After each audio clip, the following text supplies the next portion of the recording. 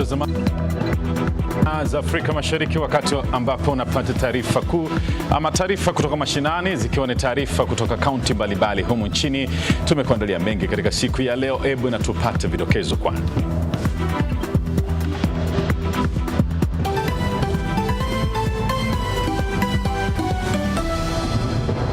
Serikali kuwalipa wanakandarasi shilingi bilioni 139 ili kuendelea na ujenzi wa barabara.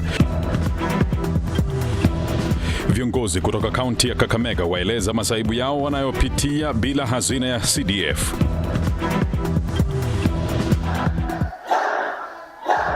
Shirikisho la michezo humu nchini linasaka ufadhili wa shilingi milioni 98 ili kushiriki katika mchezo wa Tong Ilimudu.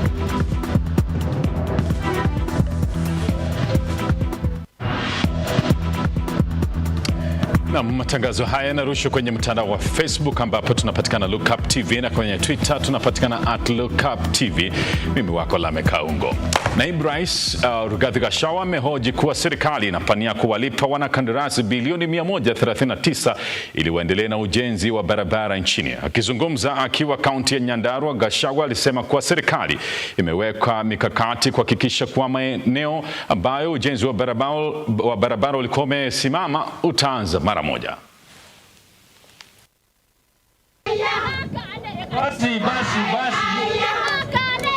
Basi hiyo inatosha. Na mimi nataka nimpongeze Rais William Ruto kwa sababu pia yeye ni muungwana pia. Mimi na William Ruto president wetu, hakuna kitu tuliandikania na yeye. Mimi nilimwamini na akatuamini. Tukamwambia rais wetu, wewe tulia, hakuna kitu tutaandikania na wewe. Wewe ni mtu mzuri na ni Mkristo na ni muungwana. Tutakupatia kura yote ya Mount Kenya, na wewe ukipita utupatie vyeo, utufanyie kazi. President William Ruto hatukuandikania. Ametuita akasema, Nyandarua nilisema nitampatia waziri, munipatie majina 10. Tukampatia. Akaangalia hiyo watu 10, akaona anayofaa zaidi ni huyu mtoto wetu Rebecca Meano. Ni muungwana si muungwana? Na kwingineko ni kwamba wabunge Oscar Nabulindo na Elsie Muhanda sasa wanaitaka serikali kuwasilisha fedha za hazina ya CDF na NGAF kabla ya shule kufunguliwa mwaka ujao ili waweze kufanikisha shughuli za usambazaji kwa wanafunzi wenye mahitaji mapema, huku wakitofautiana vikali na wawakilishi wadi kuhusiana na matamshi ya rais alipozuru kiwanda cha Mumias wiki iliyopita. CDF itolewe wakati huu ambapo wanafunzi wako kwa likizo, ili saa zile wataanza first term ambayo ni January, tuwe na fedha za kuweza kuwalipia bursaries na scholarship katika mashule zote ambazo tumewapeleka. Ikiendelea kuchelewa, watoto hao watakaa nyumbani na hiyo haitakuwa mzuri katika masomo yao. So na mipangilio tuko nayo mingi sana ya CDF. Tuko na mgao kidogo wa NGAF yenye nasaidia watoto wetu. Pia wanaporudisha CDF pia warudishe pesa ya NGAF. Kwa maana tuko na watoto saa hii, mimi niko na watoto wa affirmative action. Niko na watoto orphans. Sijui Januari wataenda namna gani shule. Niko na wale wasichana wenye walipata mimba ya mapema. Tena inatakana Januari warudi kwa shule. Niko na wale watoto napeleka NITA, wanatakana waende. Niko na zile shule za special needs. Kama hapa niko na ile shule ya Koyonzo yenye mimi nina support. Kwa hivyo ile pesa yetu ndogo ya affirmative action irudi haraka iwezekanavyo. Ni kwamba rais alisema kwamba investor anatakana aweke 100 million kwa county every month. Hiyo 100 million nataka ije percentage kubwa ije upande wa Mumias ili iweze kushughulika katika cane development. Cane development ndio kitu ya maana kwa sababu hatuna miwa. Kampuni hata ikifanya kazi lakini hatuna miwa. Nataka hiyo 100 million ikuje huku the Wanga community na iweze kutumika kwa cane development ili wakulima waweze kupata hiyo miwa ndio tuweze kusupply kwa Mumias Sugar Company. Si serikali kuu na ya county government kwa mambo ya Mumias Sugar. Sisi tunajua sio mambo ya kusuluhisha siku moja. Tunasema waingie chini mashinani, wa support wakulima, wapatie wakulima mbegu ya free, na pia wa support na subsidies vile tunaona wakifanya kule Uganda. Kwa maana hata tukiwa na factory na haina product ya kusiaga, pia hiyo ni shida. Na wazee kutoka kaunti ya Laikipia wameuliza serikali kujenga makao ya wazee waliotekelezwa na wanaoishi maisha ya uchochole. Wakizungumza baada ya kupokea chakula cha msaada, wazee hao walisema kuwa wengi huishi na kufa katika hali tatanishi baada ya kuteseka kwa muda mrefu.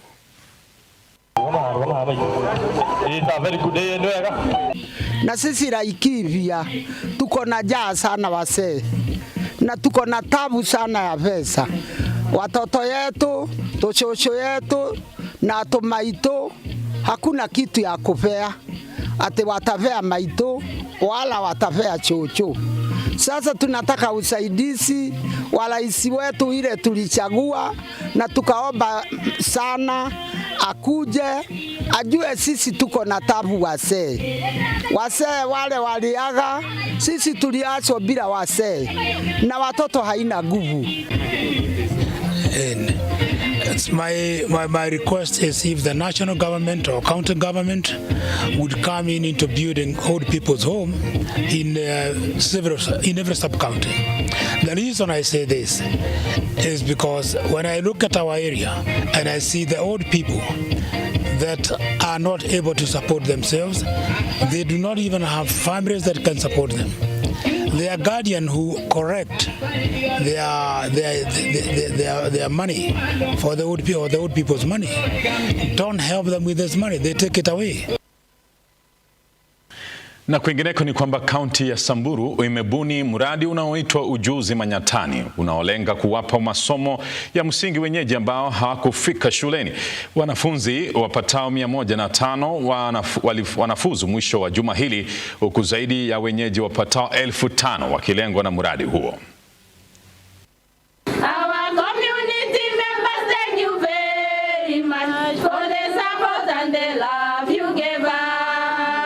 Our target is at least to empower 5,000 youths within the landscape and the seascape, because we are seeing this program yielding fruits, really touching lives.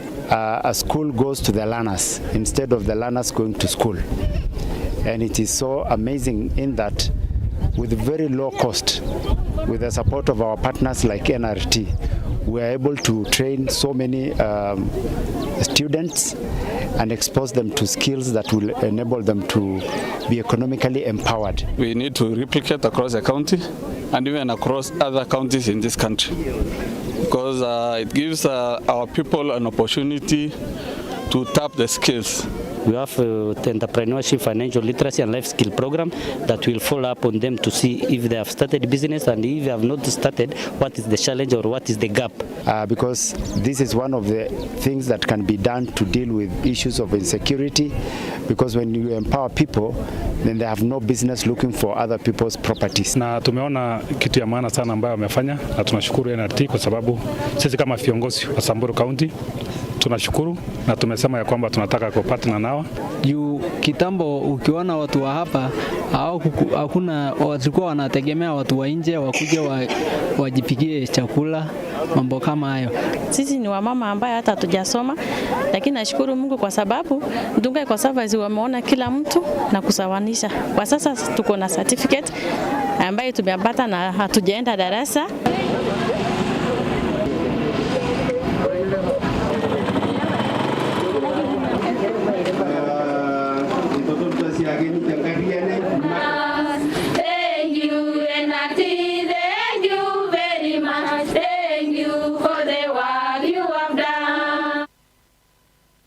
Na waandalizi wa mashindano ya Tong Ilmudu wamelazimishwa kusongesha siku za mashindano hayo mbele kutoka Jumapili hii hadi Jumanne, wakisubiri serikali kuwasilisha fedha takriban shilingi milioni 98 za kufanikisha mashindano hayo yanayofanyika katika kaunti ya Mombasa, wakiomba serikali kushughulikia matakwa yao kwa upesi, kwani mataifa tofauti tayari yamewasili kwa mashindano hayo.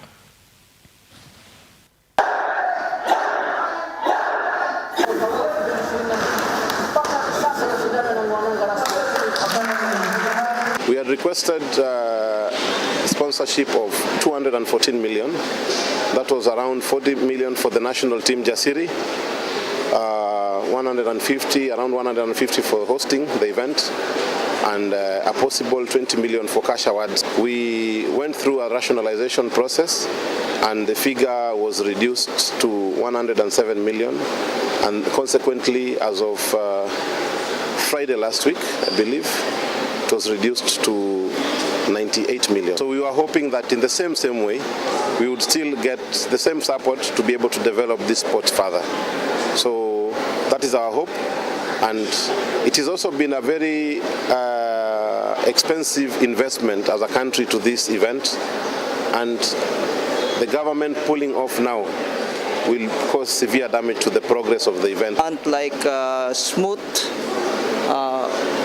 tournament with the support of the Kenyan government. So this is very important. So without the Kenyan government support of the sports, so it's difficult, to move on, to progress more. This was a difficult year to organize this tournament, but it's a very important year because, as you all know, the President of Kenya and the Foreign Minister are now in the United States visiting with President Biden. So it's a very important time now, and we hope that one of the things that Tong Ilmudu wants to do is to work a lot with young people to decrease crime. Na kampuni ya ujenzi ya Mahiga Homes inajivunia kukamilisha miradi 10 katika muda wa miaka 5 na wengi kunufaika na kupata makao. Leo wakipatiana nyumba kwa wateja wao eneo la Joska kwa jina Rock Villa Annex. Tupate taarifa hiyo. My greatest prayer to our customers is to continue working with us. Yeah, my name is Patrick Mushoki, co-director Mahiga Homes. Today is a very special day for us because a journey that started a while back for this estate of Rock Villa Annex have come to fruition, and we have handed this estate to our customers who have walked that journey with us. We normally do 3-bedroom bungalows, own compound, sitting on 50 by 100 plots. And we have done this project in various counties, including Kiambu, Kajiado, Machakos, and Nairobi County. From here, we are headed to Kitengela, that is in Kajiado County, for a handover for Osoi 2, followed by Riverfront and others in that order. Thank you very much for watching us. Keep being with us to get more investments and home ownership tips with us. Thank you very much. What is so special about Rockville? This place is special because it houses 12 customers, and it's a gated estate. And you'll be surprised if I tell you the prices that we sold this estate vis-a-vis what the owners are selling for these estates. First of all, thank you very much for the opportunity. It's a long journey, I think, 2019. And one of the things that attracted me was the prices. I think by that time, the prices were really affordable for us, and we thought we could give it a trial. Yeah, at the time, and also the strategic locations of some of the plots that we came across. Yeah, so that's what attracted us to give this a try. I think owning a home is freedom. You come to a place of your choice.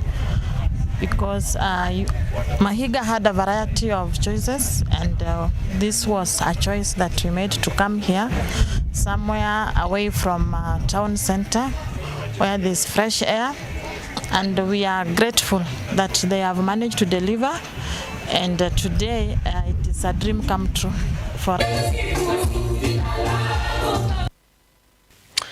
Na mtazamaji, na kwa taarifa hiyo tunachukua mapumziko, tunarudi, usiende bali manake kuna mengi tu ambayo tumekuandalia katika siku ya leo.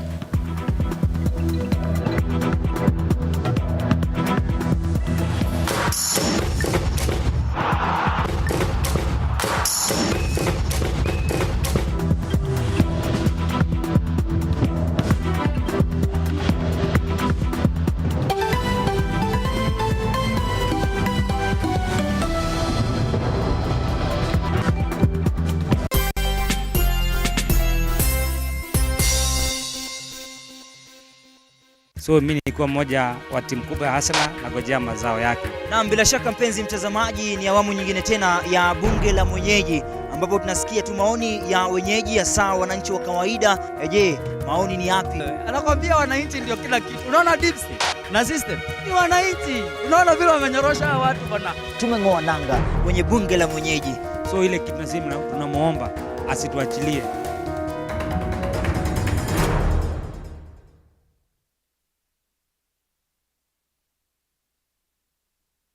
Vera Beauty and Fashion College is focused on being the leading technical and vocational training institute in the region. Our team possesses in-depth knowledge and extensive experience in the industry, offering thorough training in cosmetology, hairdressing, interior design, creative arts, training of trainers, nail technology, and fashion design. With branches in Nairobi, Thika, Meru, Eldoret, and now in Mombasa, our courses ensure that learners are completely equipped with knowledge, competency, and employability skills. Enroll today to be a part of a center of excellence.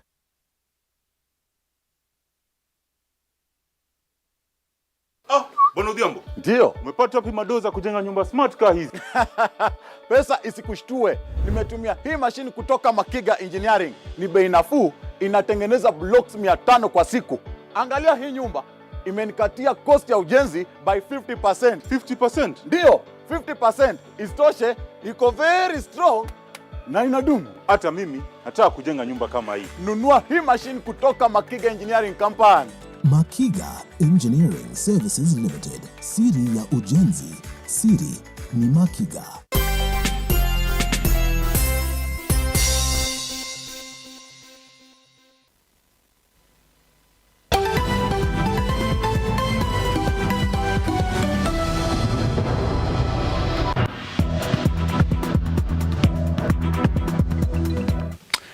Naam, karibu tena katika awamu ya pili ambapo tunaendelea kukupasha taarifa kutoka mashinani. Ni mzaliwa wa kaunti ya Nyandarua kama kijana pekee katika familia ya watoto 4 katika harakati ya kutafuta suluhu ya tatizo iliyomkumba. Kennedy Ngumo alizama katika ulevi kwa miaka mingi. Haya yalimwongoza kupoteza mengi maishani na hata kumlazimu kuanza upya tena maisha. Haya ni makala ya Mwanaume Ni. Hebu na tupate taarifa ama makala hayo. Hello, Esther. Niken. Najua nimekosea sana, ndio nilikuwa nakupigia. Najua umejam na mimi sitaki kuwa na stress tena toka next year ya hao ama ya mtoi. Hello. Nimekata.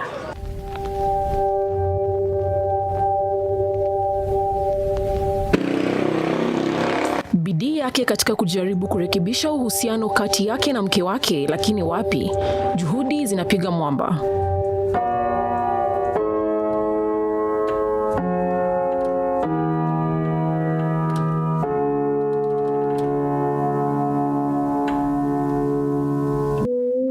Eneo la Inako, kaunti ya Nairobi.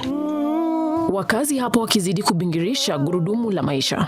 Shughuli za hapa kule zikiendelea kwa minajili ya kutafuta chakula cha kila siku. Jua la utosi nalo likihangaisha shughuli za wanabiashara. Jicho la kamera yetu nalo linamulika Kennedy Ngumo. Mwanaume huyu wa miaka 35 anajivunia kazi yake mpya ya kuuza viatu hivi vya mitumba. Hata hivyo, maisha ya Ngumo hayakuanza hivi. Right after I graduated, I went to Dubai for about a year or so. I worked there for a retail group called RGG, the Retail Gulf Group. I wasn't able to get my working documents in order in time. So at some point I had to come back. I got a job at a law firm, Kabiru Ndege and Company Advocates. They used to be somewhere on the Kaunda Street. Worked there as a conveyance guy, trying to pass up things at the land's office, title deeds and such. I was basically alone doing tons of work for the company, and I couldn't handle it. I tried raising the issue, but basically it just came up as a complaint or as an unnecessary baggage that did not need to be addressed. Haya yakikomesha tamaa ya Ngumo kutaka kufanya kazi katika taasisi yoyote. Hakufahamu kuwa shinikizo lililomkumba kazini lingemsababisha kuafikia uamuzi ambao ungegeuza maisha yake. Mwandani wake alimtambulisha kwa maisha ya nasa na ulevi si haba.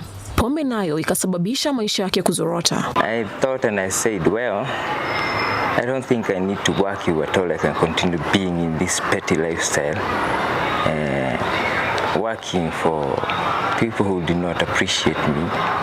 So that was when I chose to take the risk and go it alone. Say I would struggle to the end. At that point, alcohol was a very good comfort. I was a party freak. It used to make you a drink and cool down. So to speak, I thought alcohol was the only thing that made me feel want some respect within the circles that I was working with or within the circles that I found myself during the weekends. So that's when I started the habit. Immediately I resigned, because that day when I resigned I was totally broke. I had about 1,000 bob in my pocket. I drank that day a few beers, and then because of the stress and the realization the next morning that I didn't have a job, nowhere else to do, I didn't have a plan. I went that morning, we had an argument, and then I went back to my side of the office. I actually wrote it in handprint, wrote the letter, and then I took it to the office. Then I walked out. By then, did you maybe have a backup plan or something that you would do, or you just resigned out of anger? It was one of the biggest decisions I regret, actually, though it's too late to mend it. I didn't have a backup plan. It was I just snapped. Somewhere in between, and immediately I left my boss's office. I went to mine, took a biro, and wrote something. The next thing I knew, I was walking down the lift. Miaka 12 katika ulevi, bidii katika biashara ikadidimia, na pesa ikawa nadra kuonekana. I used to have a family.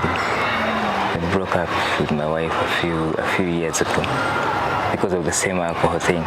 When I left the law firm, I started doing small businesses around.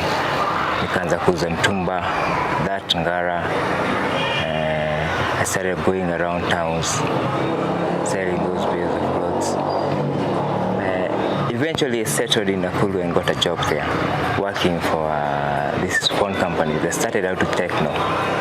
And at that time I met a really good lady, and we settled down. We had a kid, and things were going just fine. Things were going actually very fine. I thought that was the place I was supposed to settle down, because I had a job, my wife had a job. Everything was fine, and I could afford a lifestyle. However, habit is always a disease. So immediately I got back to the comfort level. I started drinking again in excessive. And she couldn't take it anymore. Baadaye, Ngumo alibahatika kukutana na Solomon ambaye aligeuza maisha yake baada ya kupitia hali kama yake. It's been about 5 months now since I stopped drinking alcohol, and I can see the change. I can even feel the change, because I think I stayed too much when my mind was loaded without thinking straight. But I finally started appreciating a clear thought. Right now when I sit and I think about something, I can see the clarity in it. I can even feel it. I have a kid.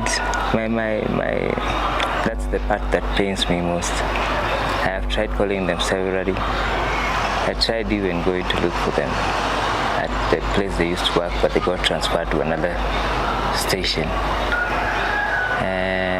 Clearly, I knew she was avoiding me, and I couldn't blame her because I pushed her to the end.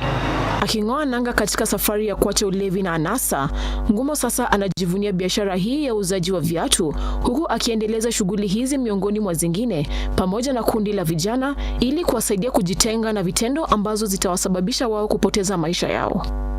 I'm not really a very busy trader, but it puts food in the mouth and keeps me something to save for the house, sometimes to send to my dependents somewhere. And basically that's what I do. I sell shoes, I do some beadwork. I'm an artist. We make poetry, we do some music, all for a coin, all for a coin. Maisha sasa yamempa Ngumo mwelekeo tofauti. Anajivunia kuwalea vijana wengine. Alcohol is fun, but let it be treated as such. Let not be a habit. The moment it becomes a habit, it becomes a part of you. And when you infect that part of you, you end up being something very different.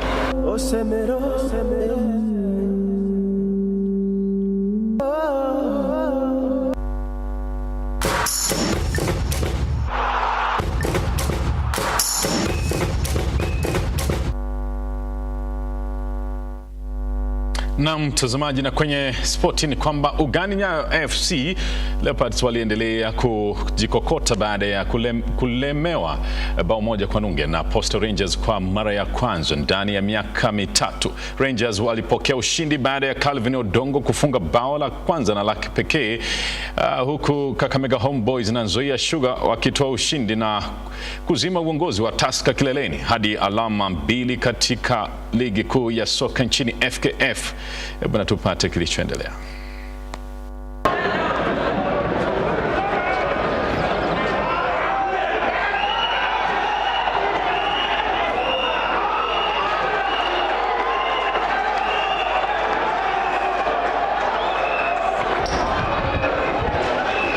The most important thing is that in the process of building, we have 3 points, and I think we can be in a position to do our things soberly and focus. We were very good in second half. After we knew that they will play long ball and try in counter attack. So they score on a counter attack.